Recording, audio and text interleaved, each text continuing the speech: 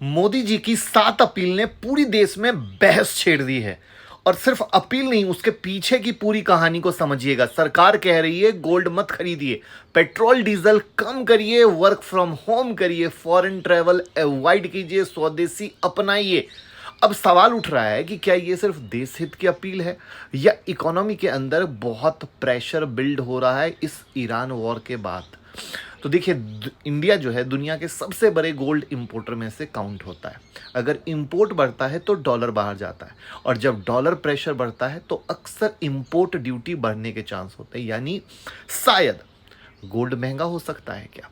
दूसरी तरफ petrol diesel consumption कम करने की बात हो रही है, वर्क फ्रॉम होम की बात हो रही है, क्योंकि इंडिया अपनी ज़रूरत का सबसे ज़्यादा क्रूड ऑयल बाहर से खरीदता है। अगर ग्लोबल क्रूड प्राइस बढ़े तो इंडिया का इंपोर्ट बिल भी बढ़ेगा, इसका सीधा असर फ्यूल प्राइस पर पड़ सकता है। ये बात अलग है कि इलेक्शन के कारण प्राइस अभी तक बढ़े नहीं है, ये खुशहाली की बात है, लेकिन आने वाले वक्त में प्राइस बढ़ने के शायद संकेत मिल रहे हैं।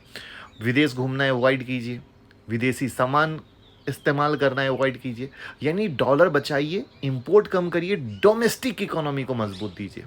हालांकि क्लियर कर दूं, सरकार ने किसी क्राइसिस की ऑफिशियल कंफर्मेशन नहीं दी, लेकिन एक्सपर्ट्स का मानना है कि ये आने वाले ग्लोबल इकोनॉमिक अनसर्टेनिटी के लिए प्रिपरेशन मोड है। तो अब सवाल ये है कि क्या आने वाले महीने में गोल्ड पर जो इंपोर्ट ड्यूटी है वो बढ़ सकती है या पेट्रोल डीजल के प्राइस बढ़ सकते हैं। आपका क्या इरादा है, आपको क्या लगता है, कमेंट में बताएं, लोगों के साथ शेयर करें जिससे कंप्लीट नरेशन जाए, और फॉलो कर लीजिएगा।